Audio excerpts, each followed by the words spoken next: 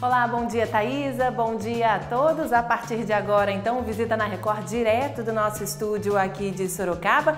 Hoje vamos contar a história aí de um prefeito de uma das cidades da região aqui de Sorocaba, que muita gente já ouviu falar, está até no seu segundo mandato como chefe de executivo da cidade de Itu. Eu estou falando de Guilherme Gazzola, que veio hoje aqui na nossa sala de visitas, no Visita na Record. Obrigada, então, por ter recebido o nosso convite para falar da sua trajetória e dos desafios como prefeito de Itu. Bom, senhor, que agradeço, sempre o espaço é importante. Eu tenho imenso prazer de falar da minha cidade, das coisas que a gente já fez e o que pretende fazer também.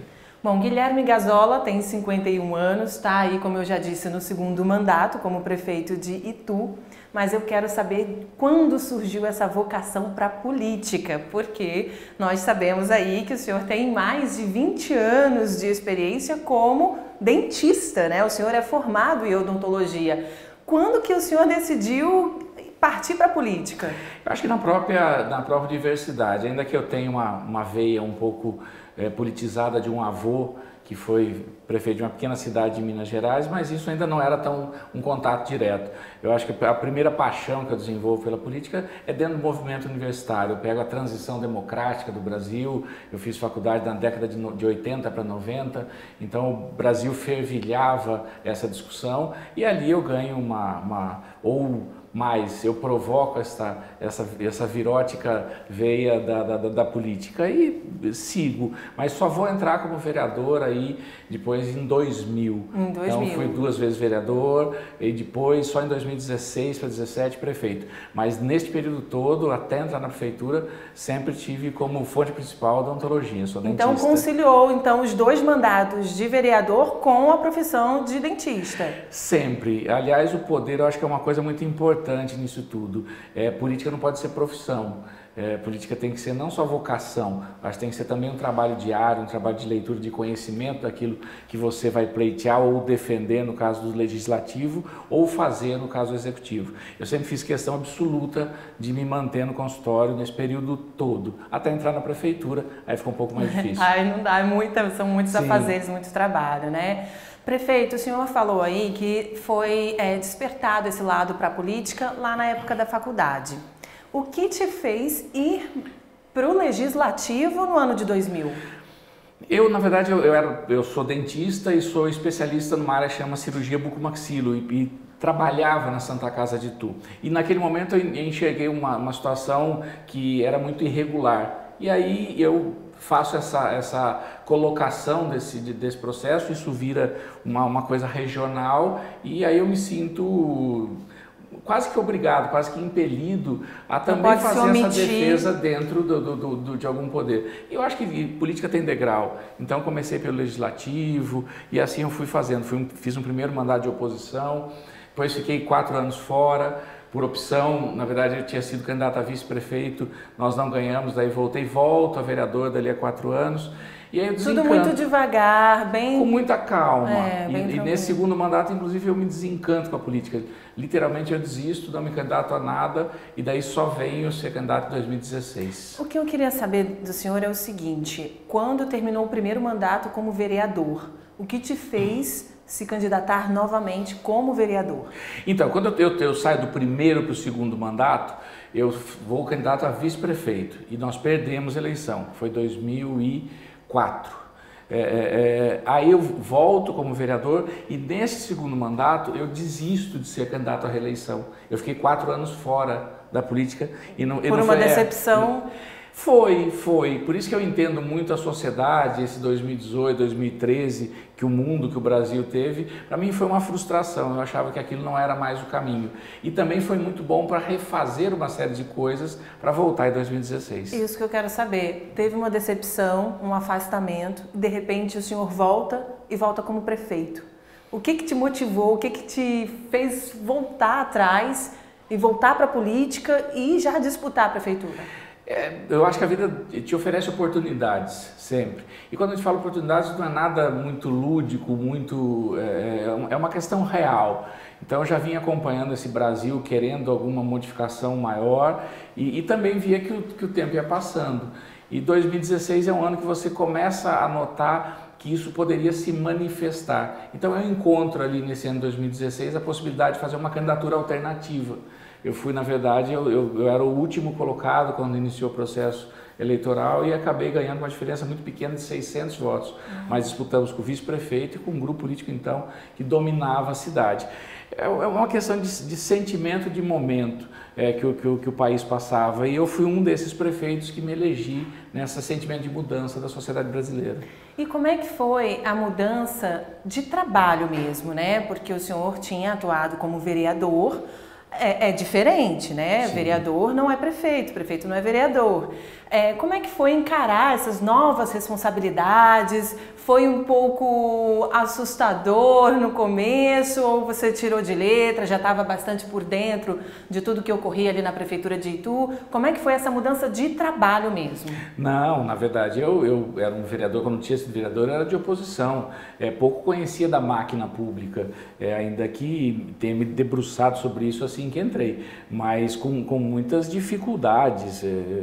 Me embrenhei no entender como funciona a máquina pública, é completamente diferente da iniciativa privada. Em algum momento sua cabeça pensou, o que eu estou fazendo aqui? Por que eu me candidatei a esse cargo? Existe, na verdade, a última pessoa que eu ia me aconselhar era minha mãe. E como mãe, a gente sempre conta que vai nos ajudar, ela disse, você que escolheu. Então eu descobri naquele momento que eu não tinha mais alternativa a não ser encarar todas as dificuldades. Então, acho que foi a última vez que eu pensei o que eu estou fazendo aqui. Então hoje eu busco resultados, mas a angústia do poder, a ansiedade de conviver num país tão difícil, um momento tão difícil como esse, é um desafio muito grande para a gente. É um envelhecimento, literalmente, uma mudança constante que a gente passa. Diante de tudo isso, desses desafios, dessas mudanças constantes, por que se candidatou pela segunda vez ao cargo de chefe do Executivo? Porque os desafios acabam nos movendo, né? Ainda que muito cansativo, você tem que colocar o seu projeto à prova. O Instituto da Reeleição, ele acaba sendo isso, você coloca o seu próprio governo à apreciação popular. E eu vejo ele de forma muito simpática nesse sentido. Aqueles que não foram aprovados nos primeiros 4 anos dão lugar a outros. E aqueles que foram aprovados têm direito a mais 4 anos. Porque as modificações são muito lentas. Então é necessário um tempo maior de governo. Mas para aqueles que foram aprovados pela população. Então nós nos sentimos no desejo e na obrigação, inclusive, de apresentar novamente a candidatura e que foi vitoriosa. Bom, o senhor falou que os desafios nos movem, né? Fazem muitas vezes a gente repensar a trajetória, o caminho que a gente está percorrendo. Alguma mudança no modo de agir, no modo de levar adiante a cidade de Itu em comparação com o primeiro mandato? Assim, você viu que haveria talvez uma forma melhor de trabalhar agora nesse segundo, ou o senhor só está dando uma continuidade mesmo? Ou não, né? Acabou revendo aí alguns conceitos. Não, é um desafio imenso, até porque você passa a ser comparado com você mesmo. Então eu acho que um segundo mandato, no meu modo de entender, ele é muito mais difícil que o primeiro mandato. Ainda que o primeiro seja mais tumultuado, no caso que não era uma continuidade de grupo de governo, um segundo mandato é um desafio maior, porque você se compara. E eu tenho essa característica, é isso que me move, na verdade, de sempre fazer o melhor. Então, para mim, é um segundo mandato mais desafiador. Mais fácil na questão administrativa, já conhece a máquina, sabe como funciona, sabe o tempo das coisas, amadurece muito enquanto ser humano, mas desafio eu acho que é muito maior o segundo mandato. Como lidar com a oposição, né, em tudo, né, desde o início, né, o senhor também sempre pegando o segundo mandato, tanto quanto vereador, né, como agora, como lidar com a oposição, né, é difícil também, né, porque às vezes pega no seu ponto fraco, eles estudam o adversário, né, como é que é lidar com isso? Olha, eu também já fui oposição, só que existe uma mudança muito significativa, não do meu tempo, do próprio tempo. A oposição política se perdeu um pouco na mudança da comunicação e se torna muito agressiva. Ataque mesmo, são ataques. Eu acho que o Brasil, de forma geral, em todas as instâncias, perdeu um pouco do respeito naquilo que se faz. Oposição é democrático, é legítimo, faz parte do processo, é histórico, isso é normal. O que eu percebo é que não só o Brasil, mas eu acho que com a revolução da comunicação, isso se torna mais impessoal e isso se torna muito agressivo. E é ruim porque as pessoas se afastam do meio político. Fica aquela questão, a política é só essas baixarias. Perde o interesse, não posso mais conversar com alguém porque pode ruim. resultar num confronto, numa confusão, né? Eu vejo isso com preocupação, em todo momento nacional também. Quer dizer, a discussão política tem que ser uma discussão básica. Saudável. Agora virou uma disputa de egos, de ressentimentos, e isso é muito ruim e desgasta muito a gente também. Mesmo com a oposição, conseguiu se reeleger. Como é que você vê isso, né? Porque tem essa comparação, né, consigo mesmo, do outro mandato, das outras funções na área da política, como servidor público. E como que você vê esses resultados, né? Realmente incentiva? Você vê que está dando certo? Como é que é analisar a reeleição? Muito, incentiva muito. A sensação que eu tenho às vezes hoje de passar por uma obra que continuou é que pena se a gente não tivesse sido reeleito. Então o tempo do serviço público é muito lento. Então muitas das obras, das sementes que você planta no primeiro mandato, você só vai conseguir colher no segundo mandato. E você ser referendado num processo eleitoral te dá muito mais credibilidade para continuar fazendo melhor, mas no mesmo caminho. E com mais confiança, e com né? Mais Porque confiança. As pessoas têm um referencial de fato, né? Sim, e aí a eleição ajuda muito nisso, porque ela estabelece as distâncias. Então nós tivemos uma eleição bastante... que refletiu bastante esta diferença. Nós tivemos quase 13 pontos na frente do segundo colocado, já que Itu não tem segundo turno. Então é como se fosse um referendo da aposta que nós fizemos lá atrás. Isso dá muita força para continuar fazendo. Bom, falando em trabalho, né, do que você vem fazendo desde lá de trás, a gente sabe que Itu tem se destacado na área da educação com relação à Rede Saber, né? Vai ser inaugurada agora a terceira, foi inaugurada recentemente. Sim. Que nada mais é que uma escola municipal em tempo integral, em período integral.